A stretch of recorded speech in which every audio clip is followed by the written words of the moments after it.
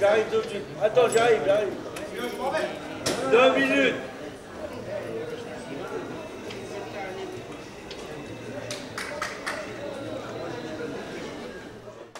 Ça fait une année 99 au septembre, je suis en France, j'arrive en France. Où je apprends école hôtelière française. École hôtelière française, et je apprends la cuisine et en même temps apprends français. J'étais arrêté par les polices, après ils m'ont envoyé dans un foyer. Et j'étais vivre dans un foyer pendant 2 ans. Et qu'est-ce que ça signifie justement aujourd'hui de pouvoir ouvrir une auto-école en votre nom?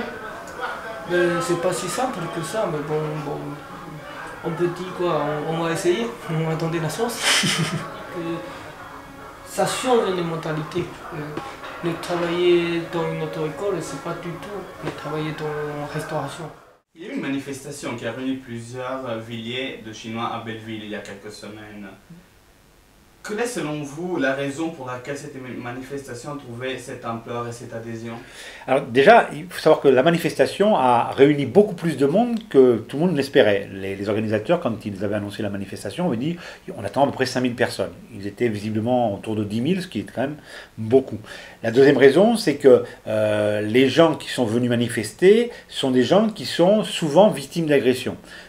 Les Chinois qui habitent à Belleville ou qui viennent à Belleville faire des courses sont souvent des victimes tout simplement parce que ils ont du liquide sur eux, parce qu'ils n'ont pas de papier, parce que on a beaucoup de fantasmes sur les Chinois, les délinquants ont beaucoup de fantasmes sur les Chinois, ce sont eux qui agressent les Chinois, mais ce ne sont pas les seules victimes. Ce qui est intéressant dans cette manifestation, c'est que la manifestation réclamait un droit que tout le monde devrait pouvoir réclamer, et c'est pour ça qu'un certain nombre de personnes se sont senties concernées, même s'ils n'étaient pas chinois. Juste une vingtaine, trentaine de petits bandes voleurs qui font la merde du quartier. On sait que c'est tellement trop souvent et on a marre. Moi je suis même une personne très active déjà pour manif. Ça sera notre enfant qui va vivre dans la peur et ça sera eux qui ont vu la même chose que nous et c'est eux qui vont devoir le faire.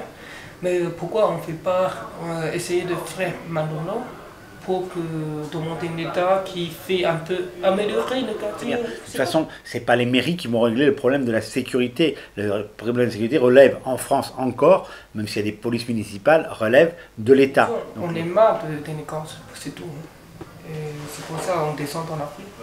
Il y a beaucoup de stéréotypes sur les Chinois. Les premiers stéréotypes qu'on a sur les Chinois, c'est les Chinois sont très travailleurs, les Chinois sont commerçants, les Chinois sont très communautaristes, les Chinois ne parlent pas français, voilà. Donc on a plein de choses comme ça, les Chinois crachent par terre, voilà. On a beaucoup de fantasmes, les Chinois ont toujours du liquide sur eux, il y a plein de fantasmes. Et puis, en fait, ici à Belleville, on a un quartier très riche en culture, c'est-à-dire on a tous les communautaires, on s'entend, comme vous voyez, vous avez vu, on se salue dans le quartier, on s'en fout, on ne regarde pas de travers quelle race En France, on a une peur de ce qu'on appelle le communautarisme, et du coup, toutes les marques trop visibles du communautarisme sont effacées, sont interdites, sont bannies.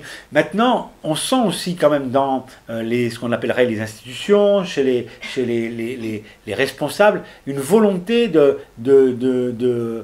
d'empêcher l'extension des quartiers chinois. On voit bien par exemple ici à Belleville, il y a souvent des élus qui disent bon, les magasins chinois, il ne faudrait pas qu'ils s'étendent plus, donc on va se bagarrer. Il y a toute une campagne d'ailleurs au niveau de la mairie de Paris pour que les quartiers qu'ils appellent les quartiers communautaristes ne s'étendent pas plus.